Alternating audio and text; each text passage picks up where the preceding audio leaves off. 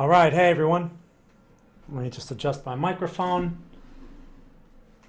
Mark here, Mark P Markets. Thanks for joining me for another Greenbridge Investing market analysis. So, a lot to talk about today. I want to thank you all for joining. Real quick, and I'll just say this in the beginning before I forget. If whatever country or whatever city you're from, if you want to share it in the chat, you can go ahead and do it. I see a few people have, so thanks. It's always a fun thing to do. And let's get this thing going. Also, if there's a symbol like a stock or a coin that you'd like to see, please share your question now in the chat. So once I get to it, it'll all be there. If it's a coin, please make sure to put USD or USDT after it. And that's it. All right, cool. So let's get going here. All right, so as you know, this is for educational purposes only. For investment advice, please consult a licensed investment advisor.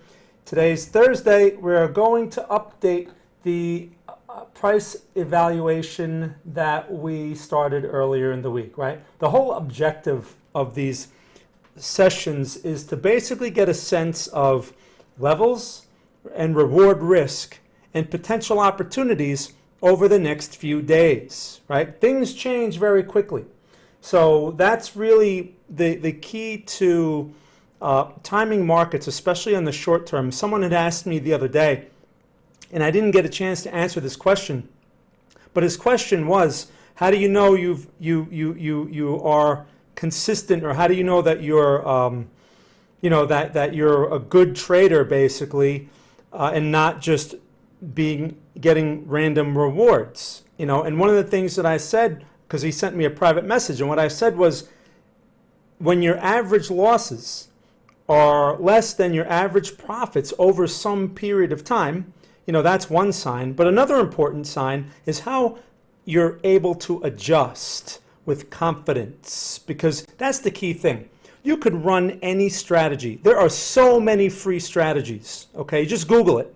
They show the RSI with this moving average and blah, blah, blah, blah, blah. All those strategies are random.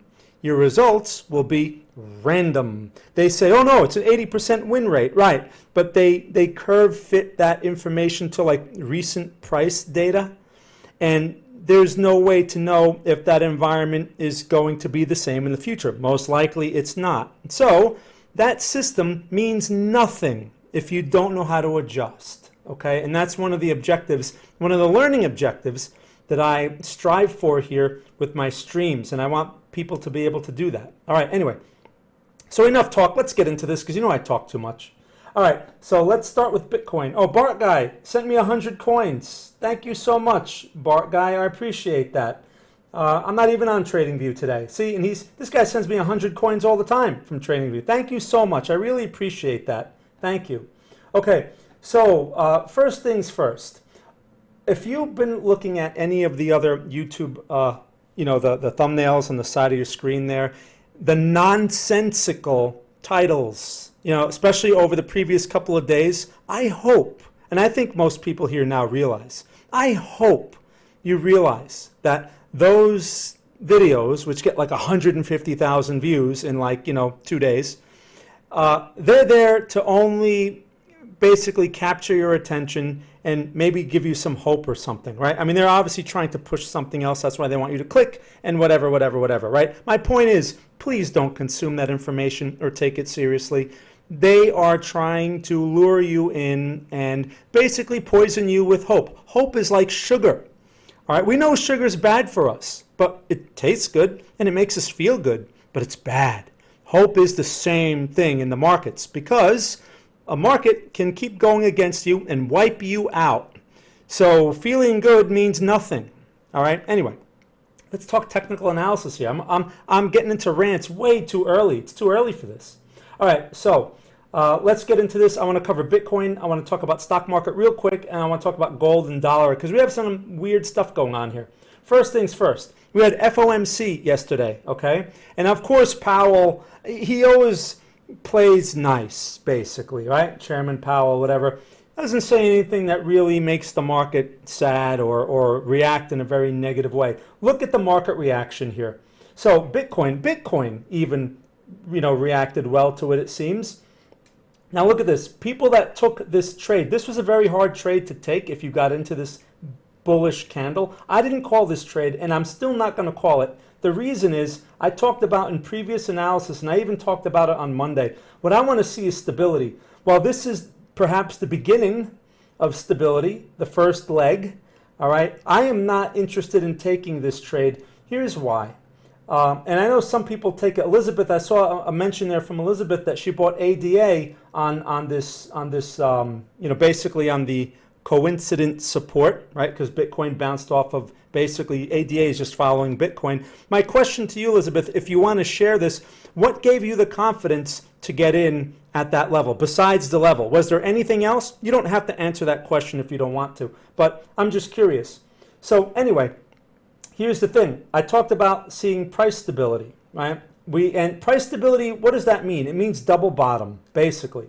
So to get a double bottom, right, we have the first leg, and there's no way to know if this leg will continue. Not only that, but here's another thing that I see, that 44K, the old support, can act as a resistance. So I'm not buying into this. Right? It's a very aggressive trade. I'm not sending that signal out, especially since there's a lower high established in this market. There's no way. I just don't trust this situation at all. What I want to see is, there are two things that I want to see over the next couple of days that would make me much more interested. First, a higher low. If we can get a higher low in this area right here, which is what? Basically like the 41K area. What's this low over here? 42.5. Right now we're back at 44.7.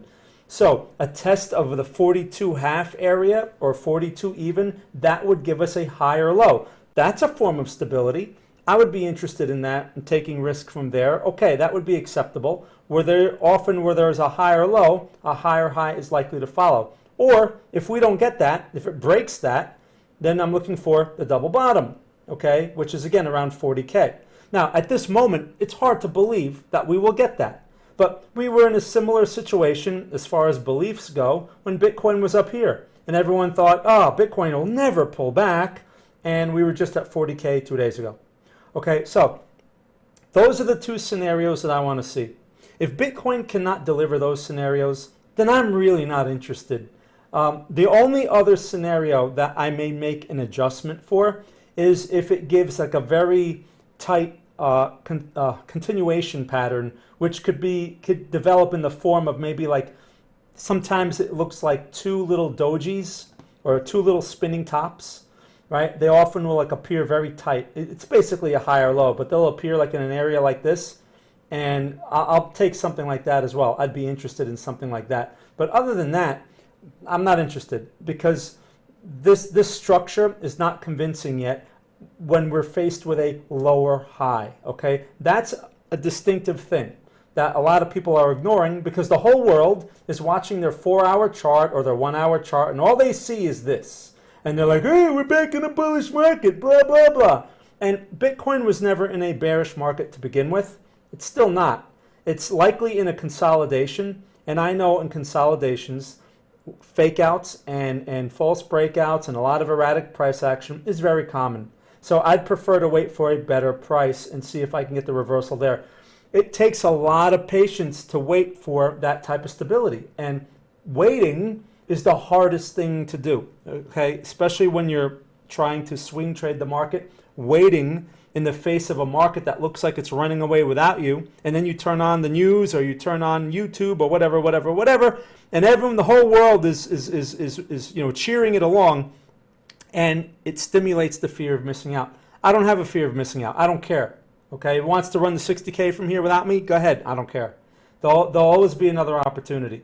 All right, so that's Bitcoin. And what I just said about Bitcoin is going to apply to the majority of altcoins. And we'll get into them when I start answering your questions here. So thank you again for your great questions.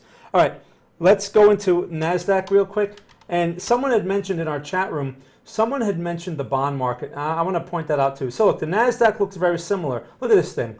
Up 140 points today. It's at 15,329, right? Interesting. Okay, that's an interesting little bounce, right? After yesterday's FOMC. Looks like the market's back in buy mode and looks like we have a higher low established over here. Okay, But here's what I don't like about this and why I'm not, if you didn't take the initial risk, meaning you had to buy this thing into the close or buy your stocks, either first thing at the open today, which is hard to do, or at the close yesterday. If you're not in on that, well, now you're buying into a potential lower high area. We have one right here.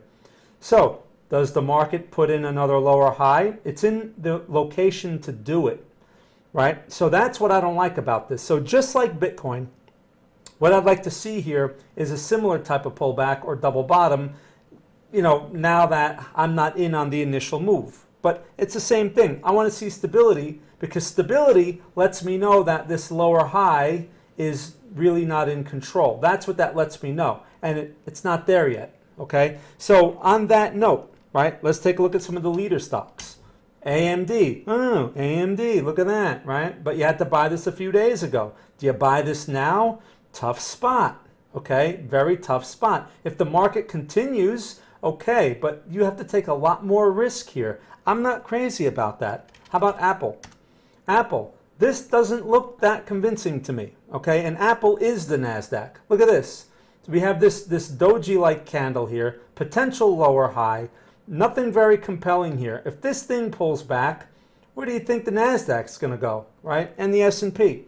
What's another one? Here, let's Netflix, NFLX. Let's take a look. So, on its way, right, sucking everyone in, the market's safe, blah, blah, blah. But this is a risky area to be taking that initial long. I wouldn't touch this up here, all right? It needs to give us a better level. So, again, look, I could be wrong.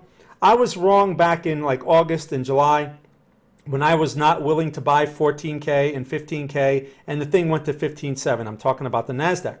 So, you have to be very selective with these things. You can't just jump in because something feels right or something looks right or some fake big mouth somewhere told you that he's doing it, right? Those are bad reasons. The reasons that you want to employ are reasons that are relative specifically to the market, right? And for me, that's structure and levels. And this is not a level to be buying. So that's why, and if Netflix, a market leader, is looking like that, I don't know. I'm a little hesitant on the stock market right now. Here's the S&P 500. Okay, look at that. Where's this thing at right now? 44.52. This is a huge move for the S&P in 2 days. All that negative, right? All that nonsense, all that negative, with that Chinese stock market, blah, blah, blah, the Chinese, that company, whatever everyone was talking about the other day, made it all back really quickly, right? So that's why when you see that type of stuff, you can't react to it, all right? You cannot react. You have to just evaluate the level and decide, because this wasn't a bad level, it was just tough to play. There are different strategies to play it. We can't send out day trades, right?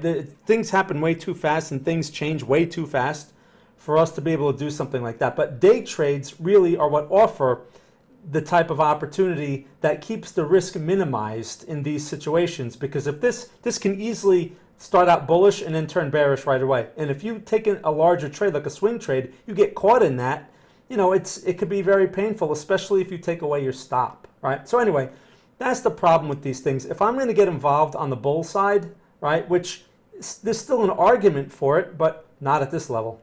All right, now keep in mind, we're going into holiday mode over the next few months, the Santa rally. Does the market pull back one more time before we go into Santa rally? Because I'm guessing this year, unless the Fed changes their tune, which they don't seem to be doing, I'm expecting, stimulus mode. Now, in light of stimulus mode, let's take a look at the bonds. What is going on in the bond market?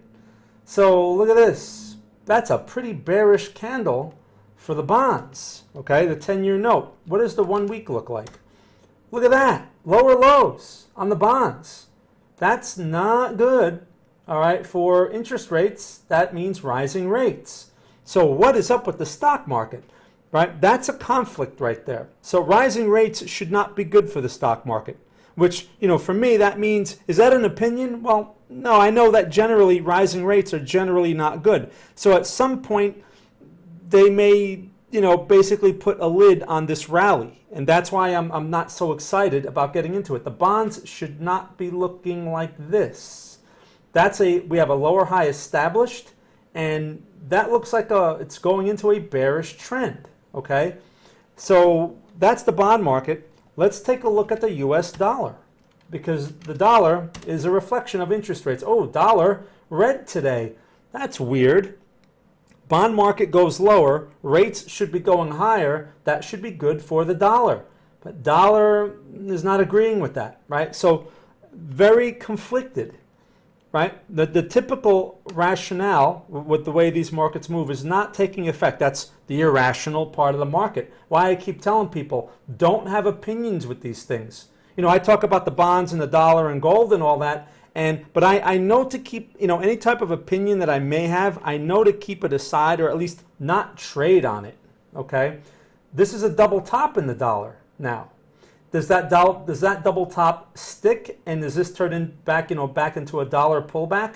It's possible, but it's hard to believe that it will continue, going lower with the bond market looking like that. At some point, the rising rates should be a benefit for the dollar. I mean, that's just an economic force, right? So we have to see how that plays out. But this conflict is very strange. Let's take a look at gold, because that's where I'm taking you with this, is gold. XAU, USD. Gold got hammered, right? Now, gold got hammered with the bonds going lower, right? Which means rates going higher, which means dollar should be higher. That all makes sense for hammering gold, except the dollar went lower. So gold should not be getting hammered, right, from that comparison. But here it is. It generated that sell signal. We talked about gold in my stream on Monday. Someone had mentioned they just bought gold, and I liked the idea, but I warned. What did I say? If you go back to the stream, I warned and said, you're going into the FOMC. If they say something dollar hawkish, right, or dollar bullish, gold will give it back. And there it is. Although the bonds are not reacting, the bonds are not following along with this. Or no, the bonds are, the dollar is not. So it's very strange. Okay, so what do you do? What if you're that guy who bought the gold? Well, you should be stopped out at this point. You should be out. When this red candle developed yesterday and it took out the low, you should have taken the loss, right? Now, that's what I mean about adjusting. I was talking about adjusting earlier. You buy something, right? You should see green candles continue, not a lower high established, because at the time it looked like this. When you see that after you buy something, that is not what you should be seeing as a momentum trader, right? This is not a sign of bullish momentum. So it takes out the low, you should be out, and that most likely would be a loss, okay? Now, with gold, there's a lower high established, and we're back at support. Is this a bearish trend? The structure is bearish, but the trend is not bearish. For all those people that like to watch 1 hour charts, the trend is not bearish. This is a range-bound market, and we're near the lower part of the range once again. So attractive area for a potential long, but there's no reason to go long. There's no confirmation. There's nothing there at the moment. This is what like the S&P looked like and Bitcoin looked like the other day, right? Going into the Fed, they looked like this. And you either had to have the courage to step in front of it and basically hope for the best and have your stop placed somewhere reasonable and hope that the market turned, which it turned, or it just keeps going and gets to your stop and that's it, right? Keeps going. I don't like stepping in front of these things because the outcome is random usually. So I would rather wait for confirmation. Okay, anyway, so that's my talk on Bitcoin, S&P, Nasdaq stocks, and gold, dollar, bonds, that sort of thing, right? I talk about those things every time because they provide an important market overview and context for your stock trades, your Bitcoin trades, and whatever, Forex trades. Very important overview. Which is an important part of what's called intermarket analysis. You should be aware of the bigger picture because it can affect your individual stock, currency, or whatever. All right, so let me get to your questions. And again, thank you everyone for asking your questions. Let's say hi to a few people. Got Peter, Bart, Elizabeth, good to see you. Zal, Schwartz Bond from Romania, the international man of mystery. Thanks for joining. Thorium, good to see you. Shank, we got Shank, Santiago, Andre, Alice. Hey, Alice, good to see you. All right. Alice, he's one of our earliest followers. Scott, all right, cool. Got a bunch of people in here. All right, so let me get to your questions here. So Peter from Slovakia, thanks for your time. Sure. General outlook. Oh, so general outlook. I mean, the general outlook was Bitcoin. All right, so I answered that question. Bart from Uruguay, mucho gusto. Thank you for sharing. No problem. Okay, cool. All right, so Elizabeth here, she asks about, so she mentions the ADA thing, and do you see Ethereum? Okay, so let me talk about the Ethereum. Let's talk about Ethereum here. Now, all that Bitcoin stuff that I said will apply to Ethereum, but let's take a look at an Ethereum chart specifically. Now, here's the thing. So Ethereum got nicely hammered, right, in that Bitcoin sell-off. And I warned about that with all those support levels and all that stuff, right? If Bitcoin breaks, these things will likely test lower levels. Now look, Ethereum supports could be basically projected from these old resistance levels. And look where Ethereum just so happened to bounce. But like I said, very tough to step in front of that, okay? You can't, it looks easy now after the fact. But what about those times when something similar sets up, you step in front and it just goes right through it like it wasn't even there? That's random, right? So the thing with Ethereum, so our question is it a bearish trend if the 3,300 level is not broken? So these lows here are, we have 2651 and we have 2738, okay? Right now the high is 3182. So it's fooling around, we can basically say around the 3,000 area.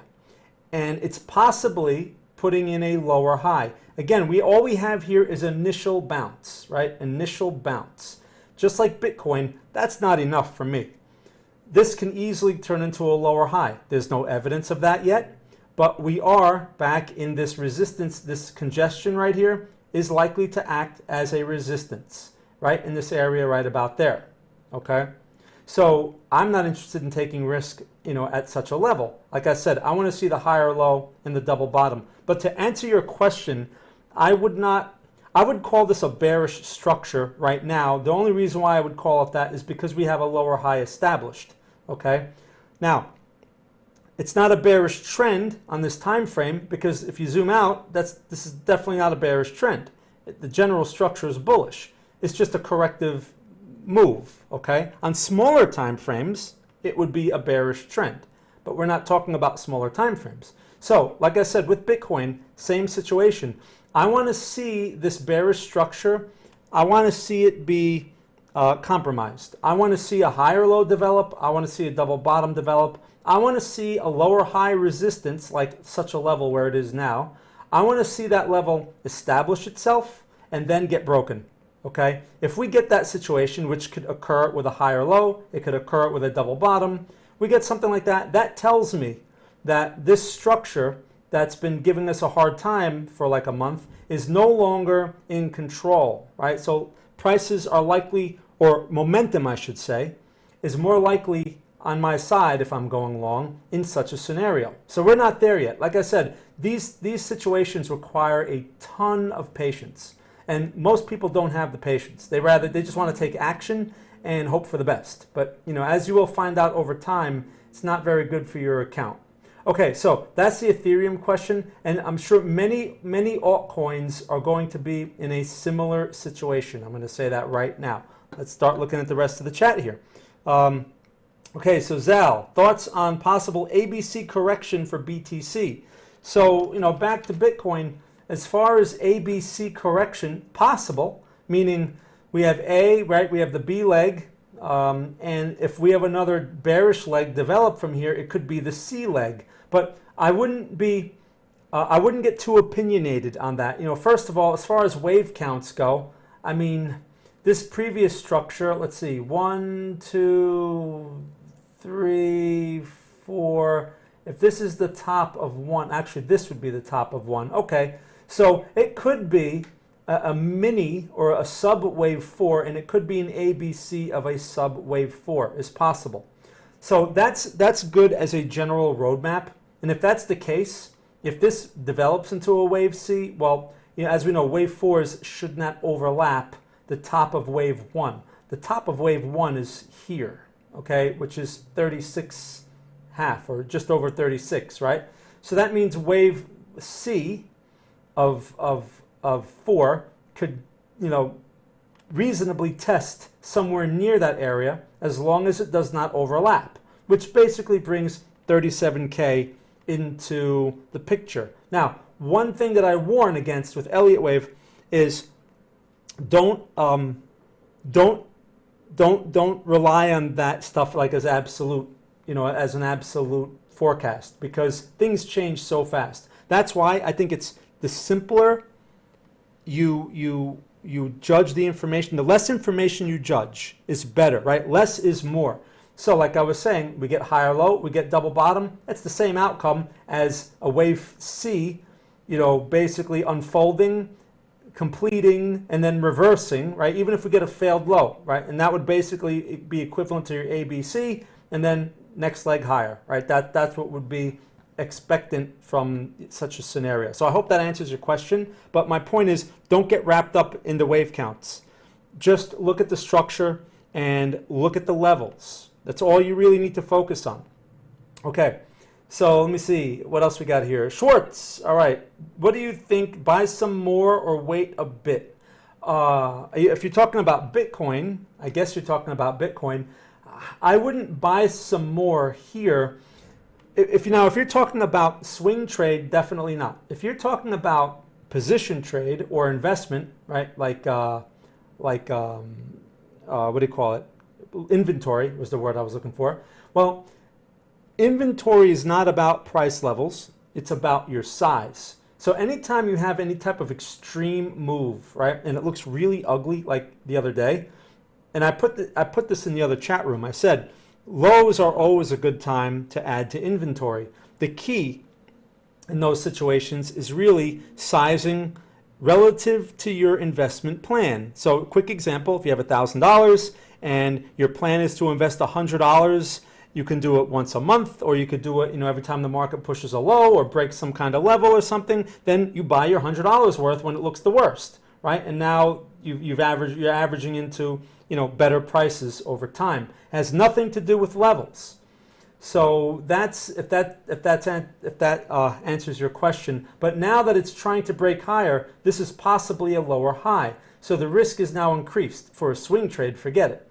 All right, and I typically don't add to swing trades. I look to average out of a swing trade, not average into one. All right, so thanks for asking. Let me see what else we got here. So Thorium, high from British Columbia. All right, AVAX at all-time high. Okay, so let's take a look. AVAX, what's going on with AVAX? Is that thing being hyped? Let's find out. Oh yeah, all right. Well, it's not that impressive. Not bad, but not that impressive either. So here's why I say that. So all-time high means very little to me if it's showing you a bearish pin bar, which is what it's showing right now. So anyone that top ticked this thing should be uncomfortable. If this candle closes like this, okay, and the low is taken out, which is 71.82, that low of that candle is taken out tomorrow or on tomorrow's candle, that is a new sell signal.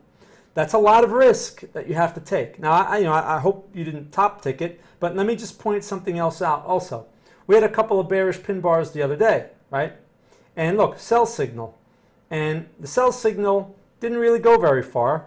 And people that used hope to stay in the position, it worked out. And oh, it's higher, okay. Oh, it's good now, okay. Yeah, I feel better now. It's higher than where I bought it. You actually had this inside, this is almost an inside bar. That's a tough candle right there. Anyway, my point is this. This is a risky area to be long, okay? Not only are you getting the pin bar now, but you have recent pin bars, which means there is selling activity in this area, right? In this whole area. So I would not touch this thing long at these prices.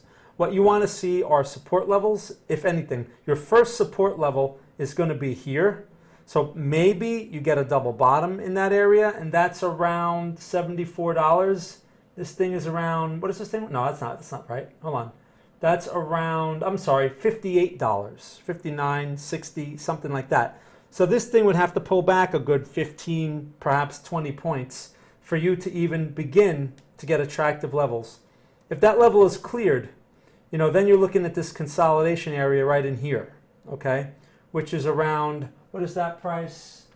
$45, something like that. Those are your levels to anticipate, over the following days. Like I said before, you can't just step in front of the levels. It really helps to wait for some form of confirmation. Now, overall, sure, this trend is bullish, right? I can't argue with that.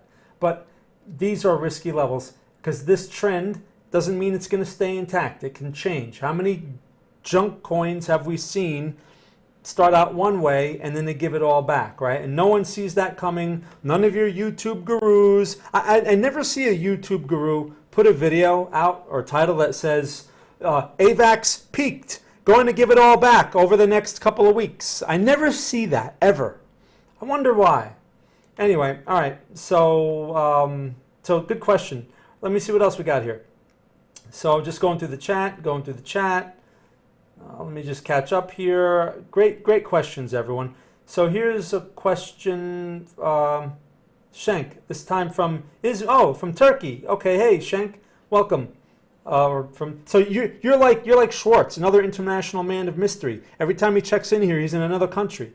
Santiago from Uruguay. Hey, mucho gusto. Thanks for sharing your knowledge. Sure. Do you see Solana? Okay, let's take a look. Now, speaking of, I was just thinking of Solana, with AVAX, with this AVAX chart here, because Solana is a nice example of what AVAX can turn into.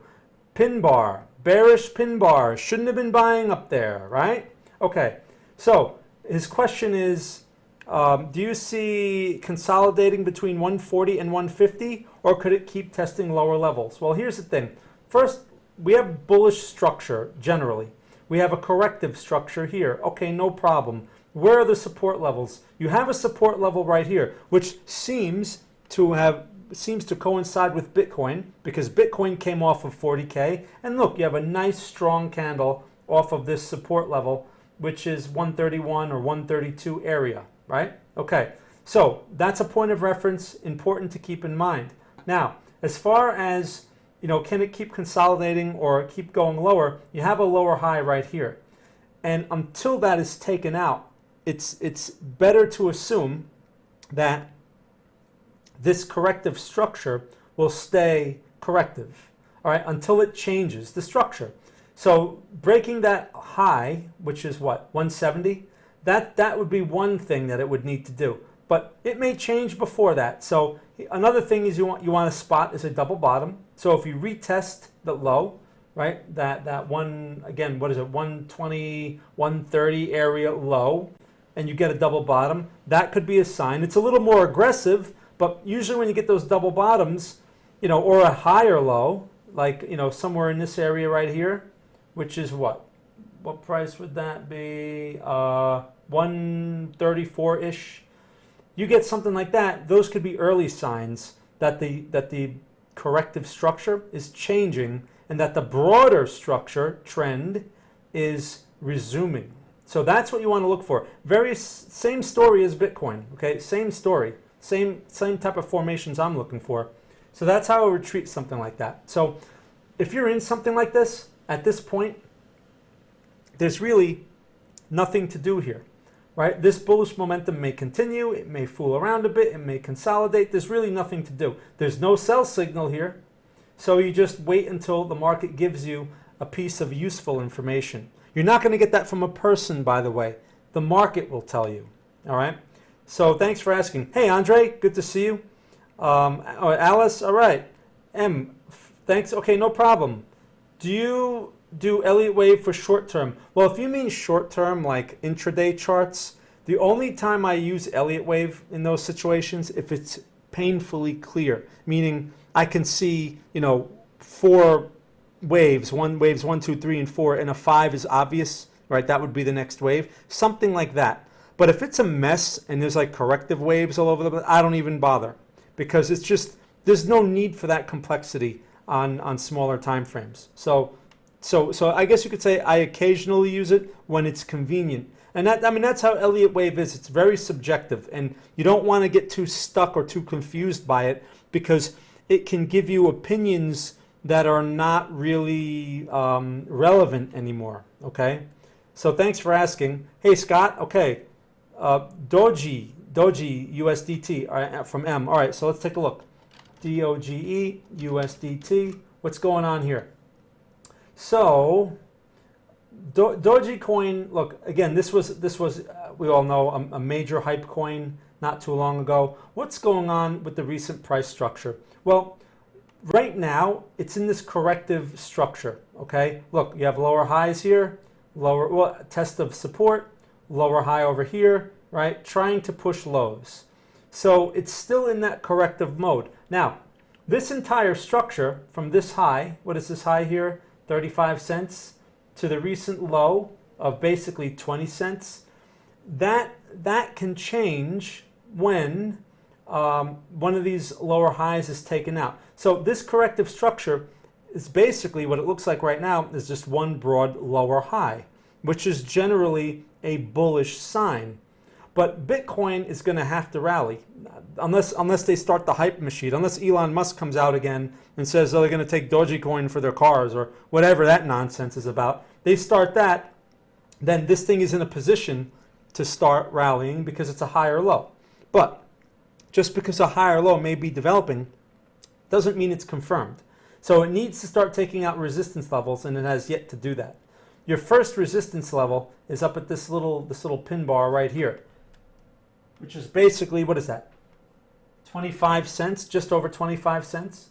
So you're dealing with the same situation. You notice Bitcoin has the leg up, and so this thing also has a bullish leg, and you have this double bottom, off of this, the broad bearish candle that we got. That's when Bitcoin sold off from 52K, right? This all coincides with that. So you have the double bottom. You can argue, all right, so it could be the beginning of a change. So in a situation like this, if you're interested in the swing trade, perhaps wait for an inside bar or something, or the more conservative thing, just let it take out the resistance and then let it pull back, or whatever. Figure out your risk at that point and see if it's worthwhile. Bitcoin's going to have to be showing you a similar configuration, right? I hope that answers your question. So thanks for asking. Hey Scott, I'd love to hear a bit of your background and what your journey. Scott, okay.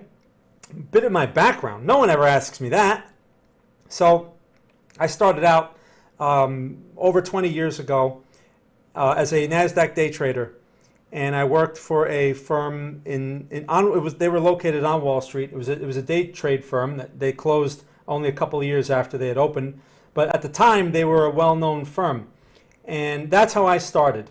Okay, I was just out of school, and I had no idea what I was doing with stocks, but here I was, with the stock market now and trying to figure out Nasdaq stocks. And that's how I started. Back in those days, didn't even know what a chart was. We didn't use charts. We didn't have to use charts. And guys were making a lot of money because we were able to read the tape and see order flow in ways that are not possible today. So anyway, after that, I got into futures and Forex. And I eventually, after that game stopped, because that game was only good for a couple of years. Once they introduced decimalization and the algos really started to take hold of the market, you had to learn how to trade for real at that point. And that's when I had to figure out everything again. That sucked. All right, that was like starting over. After you think, oh, I know how to make money, you don't know how to make money. So that's really when I began to learn how to trade. And it was a struggle. I mean, I got into futures, Forex, all these kinds of things, trying to figure out how I was able to make money, and I can't make the money anymore. So in about 2007, I got a job at Forex.com, and I was working there, for a while. I was in their sales, basically working in their sales department. I wasn't a trader for them, but I got to see the inside of how like a Forex broker works. And that was a very interesting time. And then from there, after I was there for a few years, and that's where I got my licenses, right? I got my my Series 3, my 7, my 63, my all that stuff. I got all that stuff there. You say, well, Forex, what do you need a Series 7 for Forex? They were trying to get into the stock game at the time, so they made me get my Series 7, right? So I had all that stuff. Means nothing, by the way. Okay, all those regulatory licenses have nothing to do with making money. All they do is teach you some law, and they teach you how to basically talk a good talk. That's it, okay? And people think, oh, he took his Series 7. He's an authority of some kind. No, it means nothing. It's just a sales license. Think of it that way. And then around that time, 2010, I started pursuing my CMT. I got my CMT. It took a few years to get it, and it's a professional designation that basically proves, based on the criteria of the Market Technicians Association, that I know technical analysis, I'm an expert at it, blah, blah, blah, I'm an authority, I can produce professional analysis. Still doesn't mean you can make money, okay? People think the CMT, oh, I got my CMT, I can make money now. No, has nothing to do with making money. All it means is you're an expert at the basics. And then after that, I worked for a Russian company. Yes, I worked for the Russians for a little while. They were a lot of fun. They know how to party. Let me just put it that way. The Russians. And then I got my job at S&B Capital. All right, working for them as an instructor. And they're one of the more well-known retail prop trading firms in New York City. And it was interesting. They wanted me to grow like a Forex and futures side of the business, but we didn't see eye to eye on a lot of things. So it wasn't really worth it for me to stay there. I learned some great things from them, okay, and some of the people that I met there. In fact, one guy is really what turned me on to the style that you see now, okay, and really taught me what's valuable or what information carries the most value in a market, and everything else is basically nonsense. And that's where I learned it from, okay. And then after over those years, I started refining my style, and here I am. All right, so that's my summary. Man, I hope that wasn't too long. People are like, why did this guy have to ask that question? Now he's going to talk about himself for 3 hours. No, okay, so anyway, that's my a little bit about my background and what I do. So now, I pretty much, that's what I do, right? I provide analysis. I'm involved in different types of trading strategies, right? Swing trades are just the signals that we send out and stuff like that, and the perspective I provide, but I work on all different time frames, right, and different instruments. So anyway, thanks for asking. Okay, I met Andrew a few years ago. We started Greenbridge. We started a different company actually that was more focused on Bitcoin stuff, and then we had to change the name because Bitcoin pretty much went out of season. And I said, we're more broad anyway. We're not just focused on like Bitcoin and altcoins and stuff like that. We also do stocks and options and blah blah blah. So that's why we changed over to Greenbridge. And yeah, okay. Anyway, so good question, Peter. DOT. Oh yeah, I saw some hype on DOT. Let's take a look at DOT USDT. So yeah, I saw some nonsense that this is gonna 10x or 100x or something like that, and they're doing some kind of whatever. I don't know. I saw a headline anyway. I don't watch the videos. And look at this. So very similar to, you have the Bitcoin push off of the support, right? Okay, still following Bitcoin. Look what you're going into now. Same as all these other situations. You have this congestion area right here, and that's going to act as a resistance, okay? Likely to act as a resistance. So is this a place to buy? Definitely not for me. They're going to suck in a lot of longs here with this nonsense. This is likely to form into a lower high and a possible head and shoulders. Now again, this is going to be dependent on Bitcoin, all right? Look, just like Bitcoin sold off not too long ago, this thing basically produced a similar outcome, just not exactly. So as far as levels and trend go, this is a bullish trend. There's no question. You have a higher low established off of 25.5. Okay, no question. But the level that it's at right now is too risky for me as far as swing trades go. So I would want to see, just like Bitcoin, higher low develop at around the 32 area, between 30 and 32, or the double bottom back at 25, okay? And Bitcoin will have to do something similar. Chasing this right here, you're taking all that risk, right? You're basically taking 7 points, possibly 8 points of risk in hopes that this thing goes back to the high, which is what, 38. So you're risking about 8 points to make 4 points, hopefully. Not attractive, okay? So I would leave that alone until it produces a better level. And I want to see that stability out of Bitcoin. If Bitcoin fails for whatever reason, okay, it can overnight, some stupid news can come out, and next thing you know, Bitcoin's pushing 40K again. These things are all going to turn red again, and you're going to see all those overreactive nonsense videos on YouTube. All right, so thanks for asking about DOT.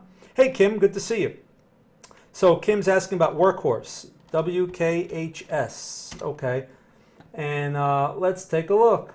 So Workhorse, this is one of those EV stocks, right? These are typically flavor of the week type of stocks. All right, so let's see what's going on here. It's been pulling back. Now, you have the lower low has been made, all right? And you have a test of this old support from back here. So it is a level of interest, all right? There is a reason to have some interest here. The low is basically $7, and you're fooling around there right now. Okay, fine. What's today's close? 7.58. You have an inside bar that developed today. So all right, here's the thing, Kim. This is a great question because this can culminate into an aggressive swing trade. Why? You have a support from back in May. You have an inside bar, which is a consolidation. If the high of that inside bar is taken out, right, this would basically be considered a failed low because it's not really dramatically lower than this previous low. And plus, you're going right into an old level, right, the May level back here. So there's some compelling reasons for the aggressive trade. Also, what's nice about it is the risk is pretty well defined, right? The risk is at $7. So if you take this long, it's aggressive. And why is it aggressive when you have all these things going for it? Well, it's aggressive because the structure is not in your favor. You have lower highs intact, right? You have a lower high over here at 844. You have a lower high over here in this area at 1028. And as long as those lower highs stay intact, this structure or the momentum can still be arguably bearish. So there's conflict here because you're at a bullish level and it's trying to give you a reversal. So what do? Well, it's an aggressive long. I wouldn't go short here at such a level. So you look for the long and your risk is going to be defined by that $7 level. I mean, did it go any lower than that? 706. No, that seems to be the level. So if you buy this thing at basically 750 or something like that, or you let the high of this candle get taken out tomorrow and you buy that, you're looking at about 60 cents of risk, possibly a little bit more. It's always good to give it a little room. So maybe 80 cents of risk, which means you need to make at least 80 cents to justify that risk at minimum, right? Can this thing go 80 cents your way? Let's see. What's this old support over here? 869. And yeah, you know what? So that's just over $1.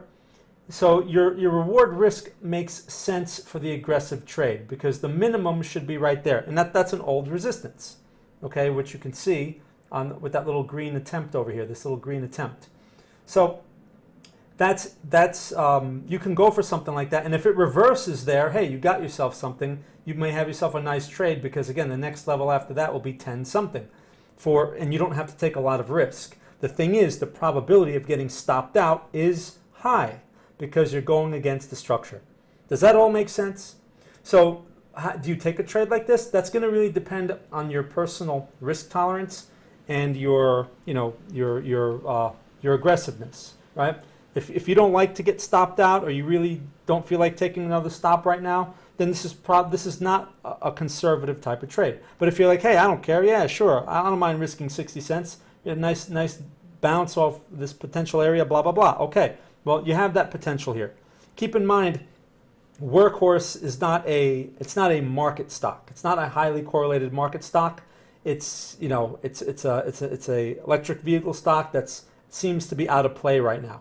But again, some news item can come out, a week from now, and next thing you know, it's at $10, right? That's how these things go. You need to be in before such a report comes out, and there's no way to know, as we know. So the chart is giving you an opportunity right now in terms of risk. You just have to understand the the nature of the the structure that you're getting into. That there's a higher probability that it gets stopped out, but if the trade turns out to be a winner, it's a worthwhile winner because you can easily do 1.5 to 1 or 2 to 1. It's very possible with this chart. Okay, so at least it has that going for it. All right, so I hope that helps. Thank you for asking about Workhorse. Elizabeth, ADA, long-term inventory for me. If it was a swing trade, I would have thought, okay. Oh, so thank you for sharing, Elizabeth. I asked her before if she would tell us, what gave her the confidence to step in front of that ADA, at the support level, because she said she found, we talked about the support level. What was that, $2 area, something like that, right? And it basically went there. We've talked about this level a number of times, but it was an inventory trade. So smart move. Okay, again, as we know, inventory is not really about prices, it's more about sizing. And never a bad idea to collect some more inventory when everyone else is banging it out and very happy to give it to you.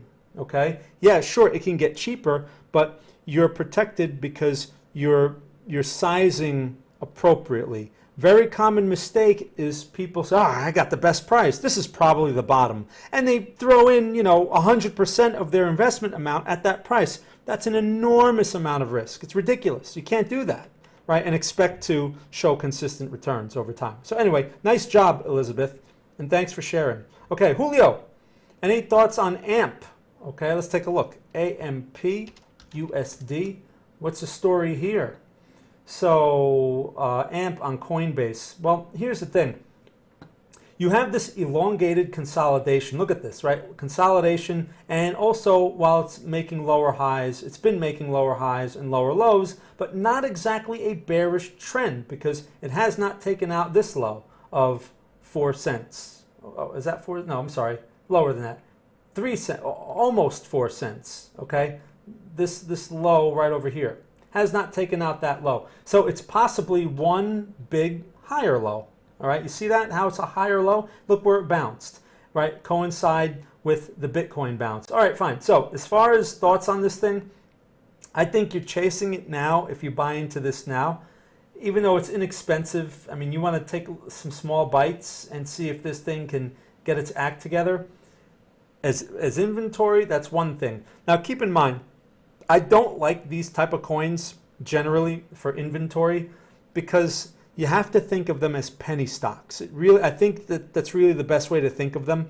When you're building inventory, you want to do it with high quality assets, or if you're going to do it with altcoins, make sure that, I think it's wise to make sure that you use a smaller portion of your portfolio. I don't know, let's say 5% or something like that, right? 10% I think is a little aggressive because again, these things can get cut in half easily, right? All you need is Bitfinex to come out with their problem and then they'll say, oh, $60 billion fake tether, this thing's going to get cut in half, right? That can just come out overnight. Chart's not going to tell you about that. So you want to treat these things as high risk instruments like penny stocks, right? Would you invest $100,000 into a penny stock? I hope not. Anyway, so what you could do with this here is let it take out its resistance, this resistance area, which it's basically at right now. Let it take it out, which is, what is this high over here? 5 cents, just a little over 5 cents. Let it clear that and then see if you get a pullback. All right, and then look to buy that pullback. For swing trades too, these things usually they're kind of a pain because they're inexpensive, they're very noisy, and I think you're just better off, if you're going to play these, I guess inventory would be the best way to play these. But the way to protect yourself with the inventory is not to risk a lot of money, right? You probably, in my opinion, it's all relative to how much you have altogether, what your investment amount or your portfolio, your total portfolio is. But if you have something like $10,000, right, and that's all the money you have to throw into these things, something like this, maybe you accumulate, $500 worth or something like that. You don't want to put thousands of dollars into this. People go for that home run, the lottery ticket, and yeah, randomly it will work out, but I would not be throwing good money at a slot machine, which is basically how you can think of this. Okay, so thanks for asking. Anton. Oh, is that Anton from Siberia? I'm waiting for the moment you say, now is the time to buy. Okay, yeah. Well, sometimes I send out signals. I haven't sent out a signal in a while to our members because honestly, I don't like what's going on. I have not liked what's going on for a while. And like I've said to people before, because they ask me, how come you don't send signals out? Because I don't want to send out forced signals, right? Why am I going to send you something that I don't like, right? Just for the sake of sending it? So, yeah. Anyway, but Anton, sometimes we come across some good trade ideas in here, and I do mention, you know, the value of the idea, and if it's up to you if you want to take it. Bart, okay, is this a good time or place to take BTC profit and wait for continuation pattern, or if I'm better to stay in? Okay, Bart, let's go back to BTC. So is this a good time to take profit? Well, if you bought the bottom of this, or you're near from the bottom, it doesn't hurt to take something off the table, okay? The question is, how much was your risk? If you're the typical risk in these situations, because I've been watching this very carefully, because I thought maybe if this gave us a better candle, like a smaller inside bar, I was more likely to call something like that. But as the inside bar just grew and grew, I'm gonna forget it. Now it's too much risk. But the typical risk is about 4,000 points. So if your risk is 3,000 or 4,000 points, then theoretically, you should be taking money off the table once you reach 3,000 or 4,000 points, okay? If you're antsy or you're a little uncomfortable because like, man, this thing may take forever. It may turn before it reaches 3,000 or 4,000 points. And you want to take a little off the table now, while it's never a bad idea to take something off the table. Really, it should be a function of your risk. Okay, if you risked 1,000 points and you're up over 1,000 points, sure, take something off the table. You've validated your risk. The reason why I say that is because if you take a number of trades, all right, 100 trades over time, and you're risking 4,000 points, but you're taking profits at 1,000 points or 2,000 points, you cannot make money over time. All right, so just letting you know, because there will be times when it goes straight to your stop. And now all those little profits that you made along the way are gone. Most people don't realize that this is how it works, and this is why most people don't make money. All right, they're too wrapped up in the opposite. They want to take whatever they can right now, and when something goes against them too far, they hold on to it. All right, anyway, good question. So I hope that answers your question. It should be a function of your risk. Hey James, so if Bitcoin and Ethereum establish a new lower high, if Bitcoin and Ethereum establish a new lower high is established, well, we have a lower high in place, right? The question is, do we get a new one? And at the moment, there's nothing here but a green candle. So does this candle turn red? Do we get a candle? Does the next candle turn red? Do we get a bearish pin bar on the next candle, right? If the next candle gets everyone excited, right? All your favorite YouTube gurus come out, oh, Bitcoin's going back to 60K. It'll be there tomorrow. Yeah, right? All that nonsense. And then you get a bearish pin bar right there. That's not good. Okay, that would be another lower high and a bad place to be long, right? That's why I don't like the risk. I don't want to get caught in that. You know why? That means I have to send another signal out and warn people, and it's just not worth it. Okay, it's not worth it. So yeah, all right. So if we see the lower high, watch out, right? That's when I'll be looking for the next higher low or double bottom to develop. I mean, that's how long it takes to develop stability. It can take a week. Realize it can take a week to get that double bottom or higher low that I'm talking about. Okay. Who? Hey, who? GLGDF. Let's take a look. GLG. I guess that's a stock. Must be a stock. A 5-letter stock. Okay. Let's take a look. These are usually penny stocks when they have 5 letters. What's the story with this thing here? How much is this thing? $2.41. Okay. So let's zoom out a bit and see what's been going on. So general trend, look at that. No question.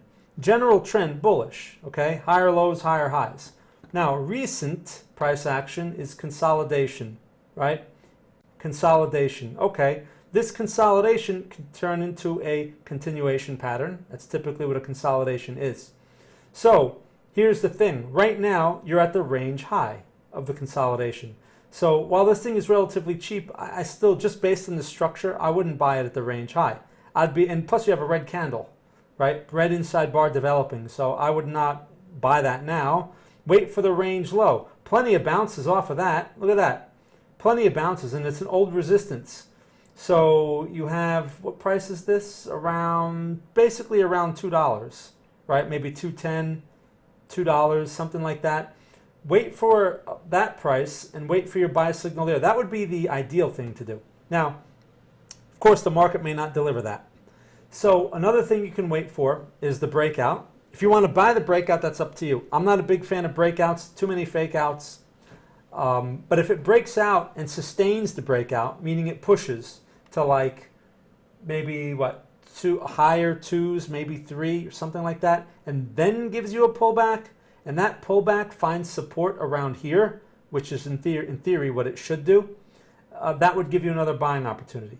Keep in mind, that type of scenario can take weeks to develop, okay? So that would be the swing trade outlook for something like this. But yeah, in general, not bad. I mean, based on this chart, this high over here, what is this? $2.95, around $3, $3 high. It's likely that it tests it again as long as the $2 support continues to hold, because it's a higher low. All right, so thank you for asking about gold. Oh, it's gold. I should have just read the name, gold. All right, well, look, here's the thing with gold. Let's go back to XAU, right? It's going to be affected by this. And gold, the CFD, or the metal, is not in the trend. It's in a range. It's a consolidation. This is a broad wave 4, a very broad and elongated wave 4 that dates back to August of the previous year. Look at that. Look at that consolidation. I believe Bitcoin is in a similar situation to this. You know, no one talks about that and this and that. I've been talking about that forever.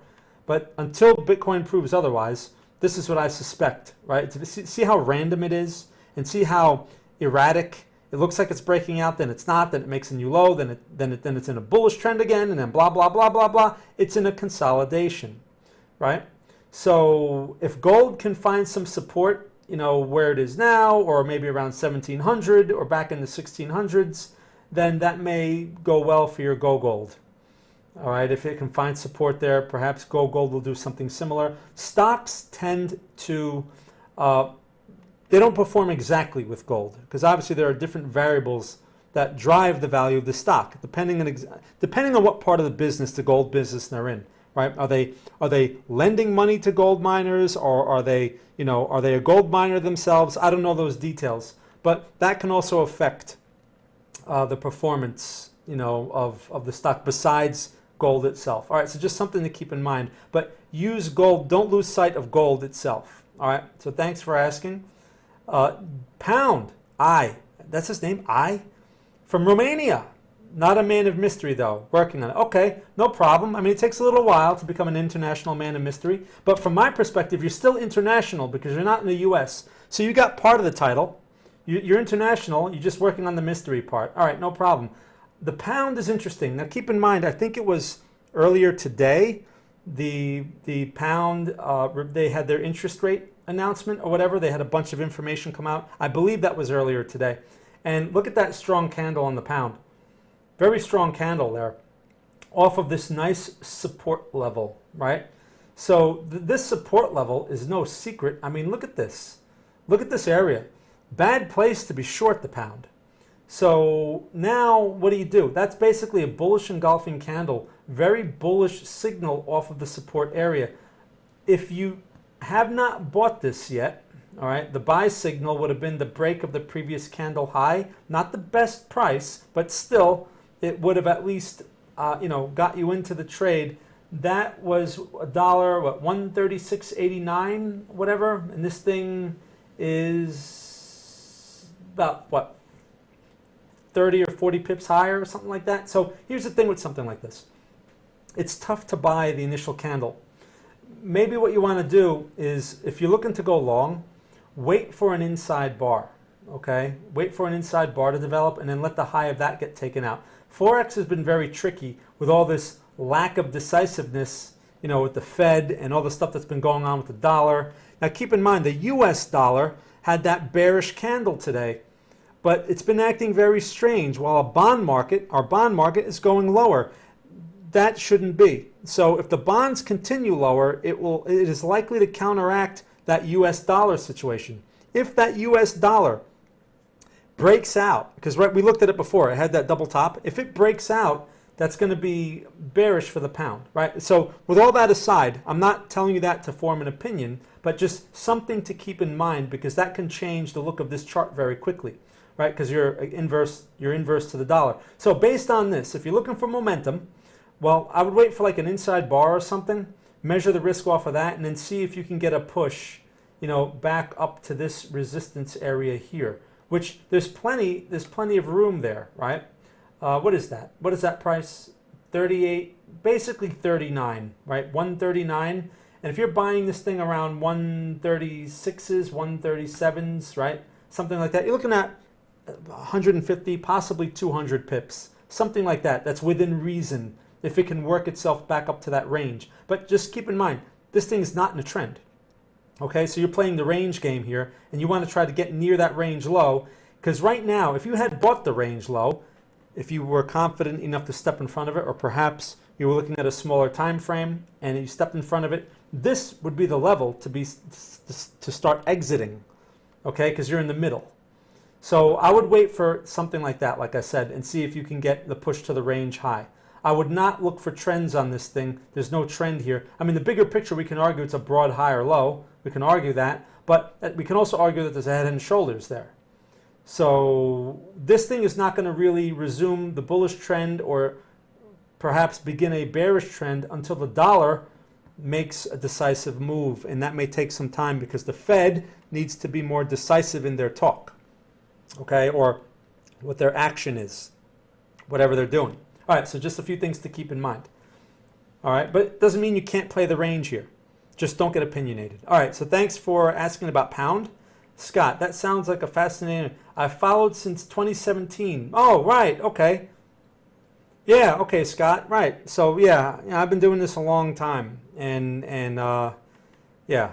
Meanwhile, there are guys out there that have only been in this game for like 2 years, and then they grow their YouTube channel to like 100,000 subscribers in less than a year. I'm like, man, I need to start lying to people, because people like lies, and and that's how you grow a YouTube channel, by lying to people. Anyway, all right, enough of that. Okay, where am I here? Bart, can you take a look at 10 cent? 10 cent? Okay, 710 cent. All right, let's take a look. So you had all that Chinese stuff, right? Is this the right symbol? Let me see here. Oh, 700 is the symbol. Okay. Hong Kong. All right. So this got affected by, all that Chinese stock situation or whatever. Whatever you do with that stuff, right, when it comes to the Chinese stocks and whatever, there's going to be a lot of hype and a lot of reactive stuff. Please don't pay attention to any news. Please. Look at the charts. So this chart is generally, I could see the bearish structure, lower highs, lower lows. We have a lower high right here. Now, it's trying to find some support here. Potential high or low, okay? Can it keep it together? This is where you have to decide. If you're interested in 10 cent, the next thing you have to look at is, well, what are the risks if you get involved? Because obviously this is very aggressive. You have a support there where it's trying to hold, and you have a support here, right? The lows, the recent lows that it made. And yeah, right now that's what you're dealing with. And if those supports are broken, then that's confirming the bearish structure, and that's basically, we can start to argue that it's a bearish trend. But at this moment, that bearish structure may be changing because you have a higher low established, right? Doesn't mean it will stay that way, but this is a place, a price of interest. And now let's talk about the risk. So the low, what is this low here? 456 is the recent low. And this thing popped up a bit here, right? Trying to work its way higher. Little gap there today. So here's the way you can look at that. If you buy this now, this is at 463. It's up 13 points today. If you buy this now, right, your risk is defined by basically 456. Not too bad. If it breaks 456, or you can even round that to 450, then you should take the loss, because that would be a lower high, and it will likely go for a lower low in that scenario. If it holds that 450 area, then you're looking at a change of structure. And then at that point, it becomes possible, if you can clear this resistance right here, if you can clear that, because that's going to be a little bit of a problem, 494, so basically 500. If you can clear that, then you're looking at this recent swing high area, where there's also a gap involved here at 529. Okay, this gap, see this gap? Here, let me draw a little box in there. This gap, these typically act as support and resistance areas, right? Notice the doji candle, right inside that gap. Anyway, so those would be the levels, and I could see the reward risk makes sense, right? You just have to get over all the, there's going to be all the hype and all the nonsense with these things. And this, again, any negative news comes out, this thing will break the support. So you need to be prepared for that. But the reward risk makes sense. I would consider this an aggressive trade. But this is a nice example of a stock that's trying to change its structure. So as far as like Bitcoin and all those other things we talked about, this is the type of scenario I'm looking for. That's a high or low. So for Bitcoin, if Bitcoin was showing this, I would be open to something like that. Yes, it's aggressive because the structure has yet to be taken out, or there's no proof of it yet, but I'm willing to take that chance. Okay, and that's sometimes, right, that's what this game is all about. Taking the chance. Are you willing to take the chance? So that's 10 cent. Thanks for asking about it. James, I don't really get what a failed low is. You said with Workhorse that it was not convincing low. Okay, that's a good question. So a failed low is, yes, a failed low means it should go lower. Let's go back to Workhorse. A failed low is something that you expect to go lower, right? Make a lower low, but then it barely makes a lower low. People that look for too much precision, or they're too obsessed with exact prices, they go, it made a lower low, it made a lower low, it's a short. But no, a failed low relative to a recent low means it should have gone lower, okay? Now this low, sometimes this can get subjective, right? There's no exact science to this, but basically, if it goes lower than a recent support and then starts to find support not long after it, right? It starts to find support right away, then it's a failed low because it should have went lower. If the momentum is bearish and people are selling, then it shouldn't find support here. We should see a big red candle or something, right? It should be breaking supports. So that's what a failed low is. Now, a failed low doesn't guarantee that it's going to follow through. Here's another example over here. This is much tighter, right? Those are more ideal. Failed low. It went slightly lower and then reversed hard in everyone's face. As you can see, the momentum didn't follow through for long. See that? So just because you get a failed low doesn't guarantee anything, just to keep in mind. But it is a very good point of reference. And if anything, it should prevent you from getting caught like everyone else. Because what a failed low is a place where traders are getting caught, right? In the case of a failed low, you have shorts or people that are getting out. Your shorts pile in because they think, okay, breaking the support should go lower, and it doesn't go lower. Those traders are now caught, which means they're going to get squeezed. And when they start buying to close their short position, they add more buying pressure to it. That's what makes it a failed low. All right, same goes for a failed high, right? Or a failed breakout. That's the opposite. So thanks for asking. I hope that answers your question. Hey, Michael, good to see you. Missed you guys. Yeah, I apologize for that. I guess, Andrew, whatever. I don't know what the story is there. But yeah, it's so I try to get into there like in the afternoon, and like especially if I'm doing a stream, I hope that people come to the stream so I can answer all the questions in a lot more detail, during the stream. So thanks for joining. Shayshank, please look up XRP on the weekly. Okay, Shayshank. Shayshank calls this the garbage coin because I called it a garbage coin so many times. All right, so look, as we know, XRP follows Bitcoin pretty much. I mean, this looks like pretty much the Bitcoin situation, right? And we have the attempted higher low or push or potential double bottom. By the way, James, this is a failed low, okay? Because here's the low, and it really, while it looked like it was breaking out or breaking lower, it recovered in everyone's face right away, which means there are shorts that are stuck in that, right? And that's across the board. Bitcoin, this thing, anything that's showing that pattern. I mean, that's what's going on in there. Now, so as far as XRP goes, you have, a double bottom, you have the outside bar, you are going into these minor resistance areas, like this area right here. This is why I won't call Bitcoin right now, because I don't like the location relative to this lower high. We have a lower high right in this area here. See that? And that's on Bitcoin too, right? Same situation. So because of that, I prefer to wait for a higher low or a double bottom or even a failed low, another one, right? Because sometimes you can get a couple of them in a row. So I would be interested in something like that. I would also be interested in, if it wants to provide, basically it's the same as a higher low, if it wants to provide over the next couple of bars an inside bar, like an inside bar situation, and I would be, what I'm talking about here, I'd be expecting to see the same out of Bitcoin and Ethereum, but this thing should follow. If you get the inside bar and the high of that inside bar is taken out, that's your buy signal. All right, and you'll measure your risk from this swing low over here of 86 cents. So that's what I'd look for. And in that scenario, I would expect price to break this resistance.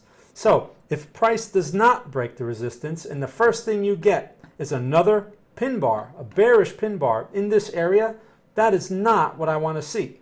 Okay, so that requires adjustment. And it's likely, it's very possible we see it because we have a congestion over here. Okay, see that? That is likely to affect price in the future. So if it can't like clear that, or if there's like, again, a sell signal that develops there, then that would call for adjustment. Okay, a lot of times I'll just tell people, look, you either get out early, right? Or if you don't want to get out early, just you have your stop in place and hope for the best. Hope it doesn't go to the stop and see if it just, fakes out again and works its way higher. That's it. You have to let the market make the choices for you. Or if you don't like the risk, like I said, you get out, you take the adjustment. So at this point, Shashank, I wouldn't do anything with this. I would wait for one of those scenarios. And again, I would expect Bitcoin to be giving me some kind of lead. Okay, so thank you for the question. Hey, Peter, what to choose, USD or USDC? Okay, good question, Peter. So as far as Tether or USDC, which is what? Is that Coinbase? USDC. Here, let me do a coin against that. USDC. Or is that Coinbase or Binance? Whatever, it's a stable coin, right? If I had a choice between the two, USDC.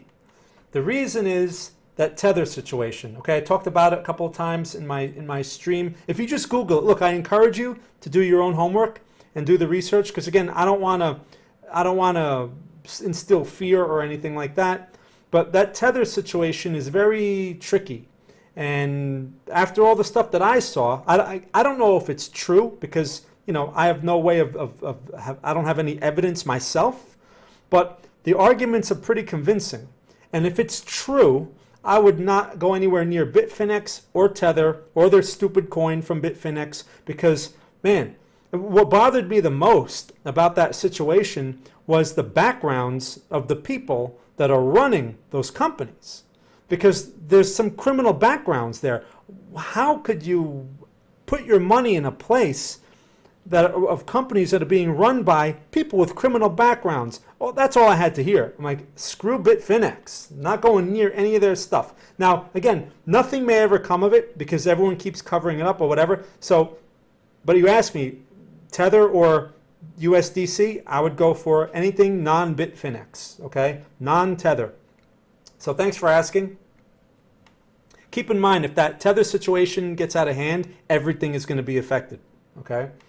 So thanks for asking. Okay, Goken, Bitcoin 41,000.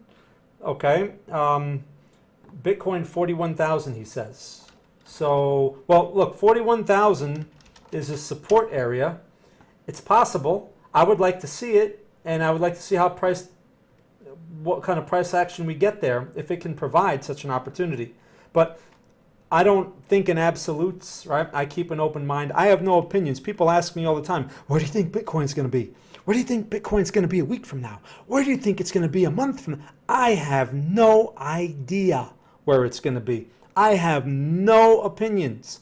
I let the market tell me where, through levels and through structure where it can go, and then if it gets there, how does it behave?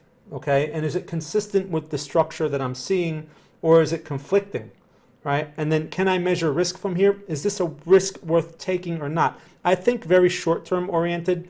I think more of a swing trader, day trader type of mindset. And for that reason, I have a big problem with these people who call for these long-term predictions and stuff like that, because the reality is no one knows anything.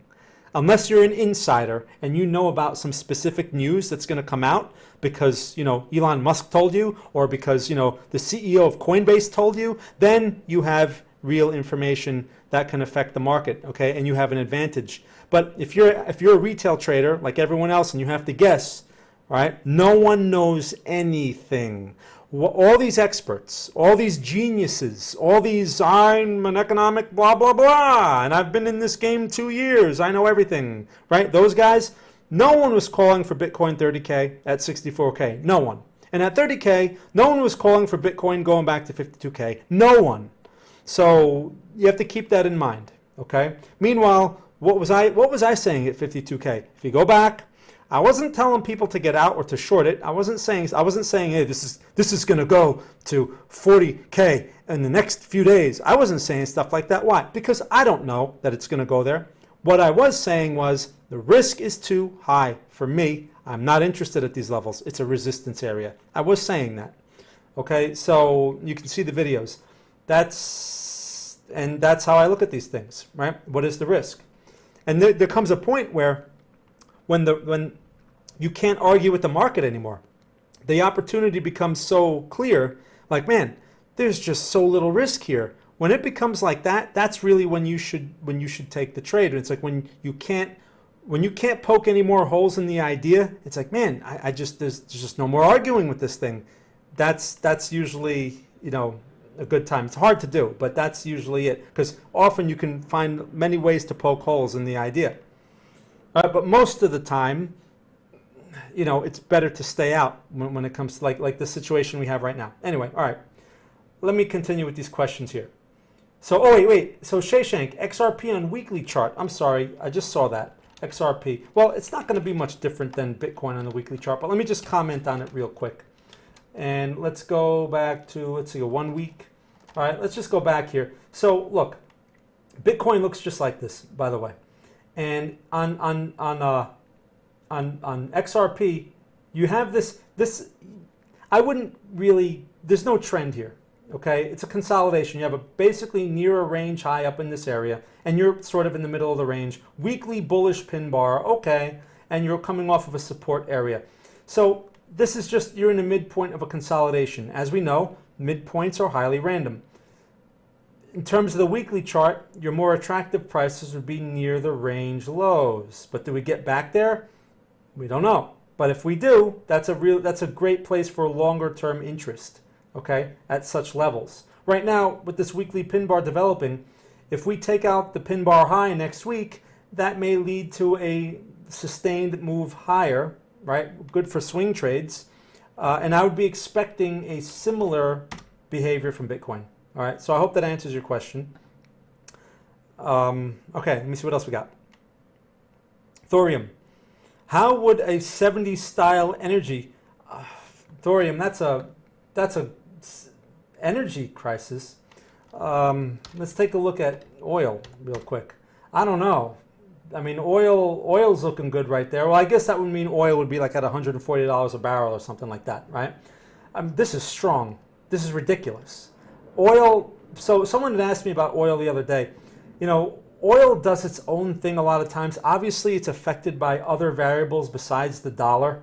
The dollar is just one variable. There's a lot of political variables, I think, that also affect oil. So you have to treat something like oil, you look at the chart and you just really have to work with the chart. And all economic opinions, all economic scenarios and all that stuff, just toss it aside. Oil right now is going back into a resistance area. Okay, so bad place to buy it. If you're long oil, look at this beautiful bullish pin bar, right, that developed a few days ago. If you're long oil, good place to be taking profits, right? but not a good place to be buying it. Although you're going to have breakout traders stepping in here because it just broke this resistance. This is a series of higher lows, and it looks like it's going for the higher high. So yes, oil is strong. Can it clear this resistance? I don't know. If it fails, then we'll have basically like a failed high relative to this high, and it may turn back around and go toward the middle of the range, which then would tell us that, hey, oil's likely in a consolidation. But at this moment, I don't know what to tell you with that one.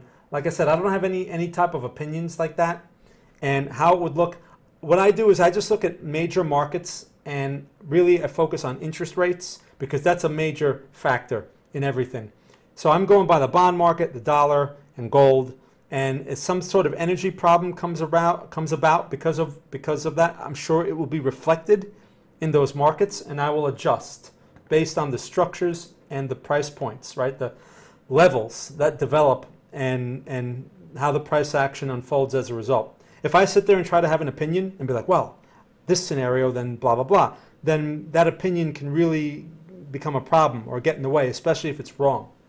Okay, so anyway, thank you for asking. Thorium, spike in oil, dramatic glow. I assume that would be bearish for the USD. But would that be bullish for any other asset? Well, for oil, if oil keeps doing this, then yeah, it's going to be bullish for energy stocks, right? VLO. Let's see, how's VLO doing? Valero. Look at that. Look at Valero breaking its resistance. How about ExxonMobil? Let's see. Look at ExxonMobil breaking the resistance, right? So energy sector. How about XLE, which is the S&P energy components, breaking its resistance? So if oil keeps going higher, energy is a major component of the S&P. So that's going to help the S&P stay strong if that's the case. So just keep your eye on those things and watch these stocks. Now, I wouldn't go nuts. I wouldn't buy these things here now. No way.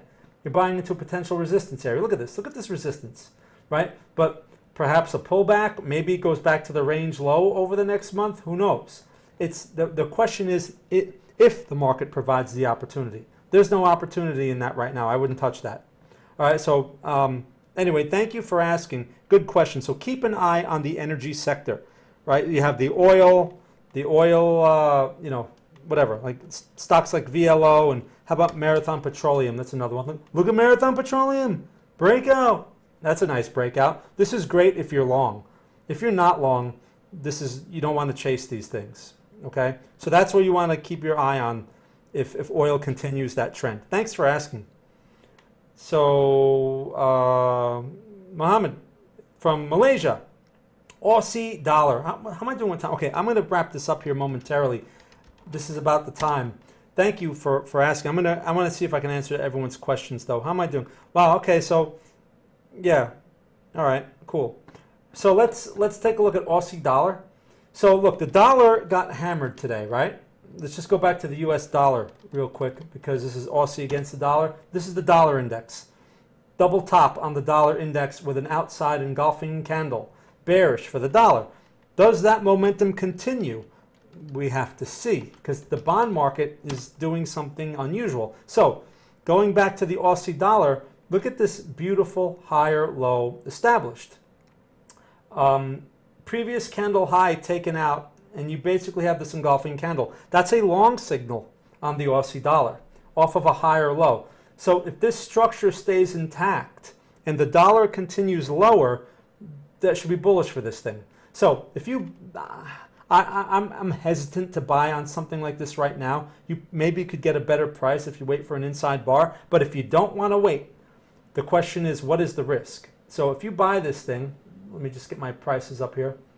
If you buy this thing, 72.97, so basically 73, right? If you're buying this thing at 73, your low is at 72.22. So you figure about 80 pips to 100 pips of risk on something like this, on this time frame. You need to make at least 100 pips. So is that possible for Aussie dollar? Well, let's see. What is the level around here? 73, basically almost 74. Yeah, almost 74. So you're about 1-to-1 reward risk right now. Okay, perhaps it can go a little further because your range high is all the way up here at 74.70.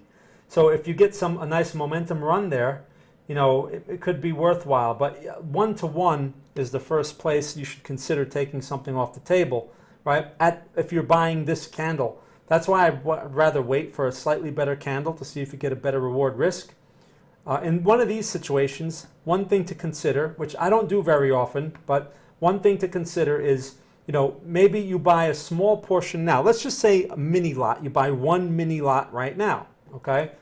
And then you're going to add a mini lot if you get the inside bar, okay, or something. So now you're getting an average price rather than, you know, the higher price. And that can also help you get a better reward risk ratio. Your stop, of course, will have to be in the same spot, okay? Now, keep in mind, it looks good at the moment, but if the question here is this, all right? This is the question. Here, let me go back to the bond market, right? What's this all about? This is the question. This is a very important question because this should be a sign of a stronger dollar, right? That right there means rising rates.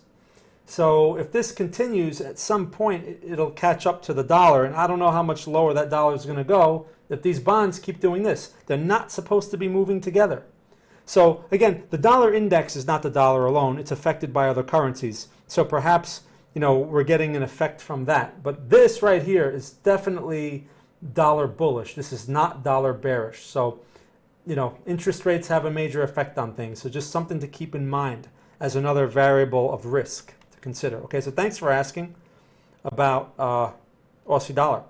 All right, no problem, Shayshank. Adrian, hey, cool, good to see you. James, you obviously don't follow Bitcoin on-chain analysis. That may give some clues about buying behavior. And so on-chain analysis, no, I don't follow that. Here's why, James. I mean, there are all these other like Bitcoin pieces of information. You know, you have like Bitcoin long short, you have dominance, Bitcoin dominance, and all these other layers of complexity. I pay zero attention to that. You know why? Because it's just another layer of complexity. Less is more in this game. More is not better. I don't need more information. What I'm interested, I want to be able to make a decision, a confident decision, on the least amount of information possible, like a poker player, right? That's the swing trade mindset or the shorter time frame mindset.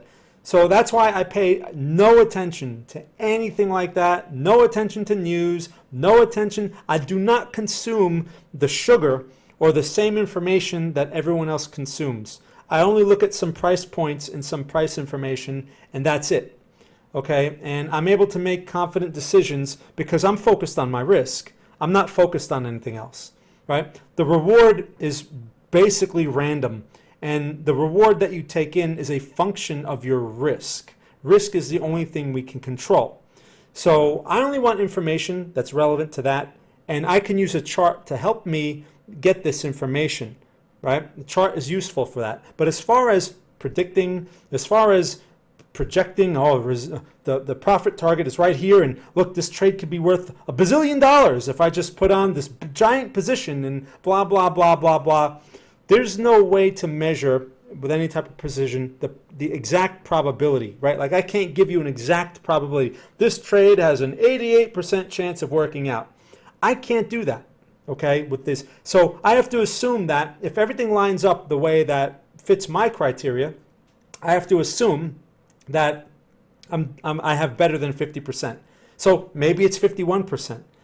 Okay. Otherwise, if things are not lining up, I'm assuming that the outcome is 50%, you know, or random for most of the time. And I'm not interested in random because you don't make any money with random in this game, right? It's like flipping a coin, except every time you flip the coin, there's a cost involved. That's why you can't win in this game, especially on the smaller time frames if you're playing random. So anyway, thanks for asking about that. Hey, David from Spain. Yes, mucho gusto, as they say in Spain. All right, so yeah, less is more in this game. I cannot emphasize that enough. Look, it's human nature to think more is better. That is what we believe. That is what we're brought up to believe. Okay, it's conventional wisdom. It's obvious. The market is not a conventional wisdom place. The market is a random place, highly random, but not always random. You must accept the idea of randomness. Now, it's not always random because markets trend. So if a market was 100% random, then we should not have these persistent trends like in the S&P that we had the entire summer, new highs after new highs after new highs, right? That's a trend. So if a market is random, we shouldn't see that, right, for such long periods of time. We should see prices just all over the place, constantly, all over the place, and basically range-bound markets all of the time. But we don't have that. So markets are not always random. The thing is, our job as a market timer is to isolate those times when the random nature is the least, right? That's the skill that we're developing, and that all begins with the risk that you can take, right? You could be right about whatever, and you may take a trade, but if you can't afford the risk on that trade, you're going to be wrong, right? You're going to be wrong because there's no such thing as 100%. At some point, you're going to be wrong. And if you're making less than what you risk and you don't realize it, right, over time, you will not come out ahead. Okay, you can't possibly come out ahead. There's so much working against us in this game. We have costs, we have taxes, we have competition from other traders. People don't realize that you're up against some of the brightest minds on Wall Street, and you don't realize, or forget Wall Street. They're not even on Wall Street. They're all over the world. And you don't realize they're playing a game that we can't even play. They're not sitting there. These I'm talking about real algorithmic traders, not these fake gurus that you see on YouTube. Oh, I made a robot and I'm going to sell you my robot. Those are fake. A real institutional trader, a guy like they hire from MIT, okay, a financial engineer. Usually they have PhDs, all right? Those are the bright minds that you're working against. But the thing is, they're not sitting there with their chart and looking at a moving average crossover. They're not sitting there looking at their oscillator and saying, I'm going to write a robot that's going to make money when the oscillator does this and that. That's not what they get paid to do. They're playing a speed game. And they're basically playing a game where they're trying to get their orders filled before everyone else's orders. It's a very complicated game, but their risk is very small relative to what their reward is, right? They have some risks, but it's a different game. It's an engineering game. We can't even see the game that they play. My point is, they're taking money out of the market, okay? So that effect of these market-making firms makes it harder for everyone else because that money is being taken out, and that money may have been available for you, right? The other side of that retail trader that they're taking money from could have been a retail trader that could have gotten you out of a position, or that could have gotten you into a position, right? But what do the market-making firms say? Well, we're providing stability for the market. When someone wants to sell, we're there to buy. When someone wants to buy, we're there to sell. Great, thanks a lot. Anyway, so just a few things to keep in mind there. Again, this is a very hard game to play. And because of the random nature of the market and because of our emotional makeup, we tend to do ineffective things, right? Because we rely on hope and we're driven by fear in a random environment. You react to things. You see something. It's like seeing a red light and you stop, right? I mean, that's what you do. Well, in the market, you may think you see something, a red candle, and you react to it, but you don't see what's at the bottom of that red candle. And that maybe a large buyer is stepping in, but you can't see it. And you say, well, but I just go to the Coinbase Pro and I look at the order book there and look, I can see. No, that's not real. I mean, it's real to a point, but they're only showing you the surface. We can't see who a buyer is. We can't see their account. We can't see their name. We can't see how much money is in their account. We can't see where their orders are placed. We can't see how many market orders that they're placing. All we see is a number with some size flickering around, and that's all we see. And we think that we're getting important information that no one else has. It's a secret. I'm going to go to this site or whatever, and they're going to give me a secret. If I just pay them some money, they're going to give me a secret, right? Yeah, thanks for your secret. There's no such thing, okay? People with an advantage have some kind of information that no one else has. That's the way this game is played. So all these people with all these secrets and all this other stuff that they're sharing with you so generously, right? Just buy my, go click on my affiliate link or go buy my whatever, right? And I'm going to share with you a secret. Please don't go sucked into that. Again, like I said before, people like lies. Hope is like sugar. And we like sugar. I like sugar. And it's bad for you. Okay? It's bad for you in many ways. And we know this. But it tastes good and it makes us feel good. That is hope. Those are the lies that are constantly being put in our face. And people respond to it because it's an emotional appeal. And this game is a very emotional game because there's money at stake. Right? When you're losing money, you're emotional. When you're making money, you're emotional too. But when you're losing money, you're more emotional. Right? The negative emotions are much more powerful than the positive emotions. So you tend to act on that information more dramatically. That's just the way it is. So you have to separate yourself from that. And one way to begin that is by stop consuming the sugar that everyone else consumes. You must stop, and that will help you start to separate yourself from the herd mentality, because we all start out as part of the herd. And it's your job to protect yourself, because I can't protect you, right? I can tell you all the stuff that I can tell you, but I can't protect you from yourself. So just a few things to keep in mind. Okay, anyway. Yeah, that's my rant. That's right, Dave. That's my rant. Okay. So, yeah. All right. So I'm going to leave you with that. I got to wrap this up here. So I hope you found that helpful. Let me see. Anyone still listening? Well, I got some people still listening. Okay, that's cool. I didn't scare everyone away. So, yeah, let me just put Bitcoin back up here. All right. So it's an important thing to understand. This game is not, look, anyone can learn to read a chart. It doesn't take long. All right, you could learn how to read a chart in a couple of weeks if you just put the time in, but that's not where the advantage is. Everyone has access to the same information as you. So there's no advantage. It's all random. All right, what gets me are all these guys who put up like, oh, here's my moving average, and here's my oscillator, and I have my secret settings, and this is going to give you an 80% win rate. It's all nonsense. Okay, but people, oh, thank you so much for sharing your great strategy. Yeah, great. My point is this. You have to protect yourself from yourself because your emotions are not made for this game. And we all start out this way. So all the hype and all the lies, step one, separate yourself from that. Please stop consuming it. I know it tastes good. Please stop. That will help you. That's number one. Number two, so if you have no access to that information, then what information should you be focusing on? Well, there's information on the chart. And like I said before, less is more. All you need to know is lower high means bearish, okay? Bearish likely. No, there's no lower low yet. There's a possibility of another lower high coming off of a resistance. That's all bearish. Why would you want to buy here? Because there's a green candle?